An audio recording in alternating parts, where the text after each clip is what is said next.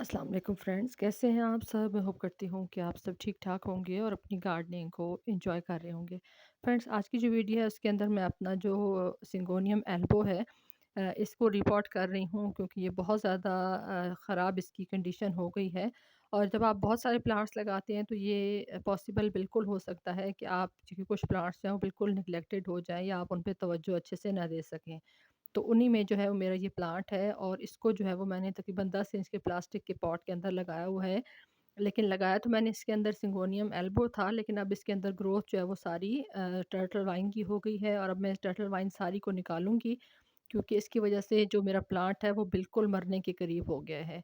तो अभी इसको रिपॉट भी करेंगे, इसके अंदर से ये सारी वीड्स वगैरह भी निकालेंगे क्योंकि कुछ एनर्जी जो है वो इसकी ले ली है टर्टल वाइन ने और बाकी जो कसर है वो वीड्स या जड़ी-बूटियों ने पूरी कर दी है।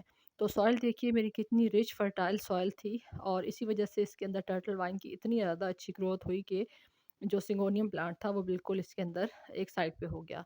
तो अभी जो है वो इसके अंदर से सारा निकालूँगी मैं जितनी भी टर्टल वाइन है क्योंकि इसके अंदर मुझे एक सिंगल स्टेम भी टर्टल वाइन की नहीं छोड़नी क्योंकि इसी की वजह से पहले मेरा प्लांट जो है वो इस बुरे हालों में पहुँचा है। तो इसको मैं निकाल लूँगी और इसको बाद में देखूँगी कोई चीज़ मेरे पास हुई एक्स्ट्रा तो उसके अंदर मैं इसको लगा दूँगी। वैसे भी कोई छोटा-सा पॉट भी हो तो उसके अंदर भी टर्टल वाइन तो बहुत आसानी से चल जाती है। तो ये मोस्ट एक मैंने घर में बनाई है और इसके ऊपर भी वीडियो मैंने अपने चैनल पे शेयर की हुई है, अगर आप लोग चाहें तो देख सकते हैं कि किस तरीके से आप घर में बना सकते हैं। तो इसको मैं इसके अंदर फिक्स करूँगी, सॉइल मैंने इसके अंदर भर ली है और टर्टल वाइन को मैंने निकाल दिया है। अब इसके अंदर तीनों साइड पे मैं इसके 3 प्लांट बने हैं। ये देखिए, ये एक प्लांट है, उसके अलावा ये एक दूसरा प्लांट है और इसके साथ एक छोटा-सा तीसरा प्लांट भी है। तो ये देखिए, तो अब इसको मैं 3 साइड पे लगा दूँगी ताकि ये प्लांट जो है वो चारों तरफ से अच्छे से ग्रोथ करे और आगे जाके इसकी ग्रोथ जो है वो अच्छे तरीके से चलती रहे। तो ये मैंने इसके अंदर मोस्टिक के सहारे पे लगा दी है और अभी इसको आप डोरी के साथ भी बाँध सकते हैं। ये एरियल रूट्स जब इसके अंदर जाएँगी मोस्टिक के अंदर तो फिर ये हमारा प्लांट जो है वो बहुत अच्छे तरीके से ग्रोथ करेगा और जो इसकी भी कंडीशन नज़र आ रही है इससे में भी काफ़ी ज़्यादा बेहतरी आएगी।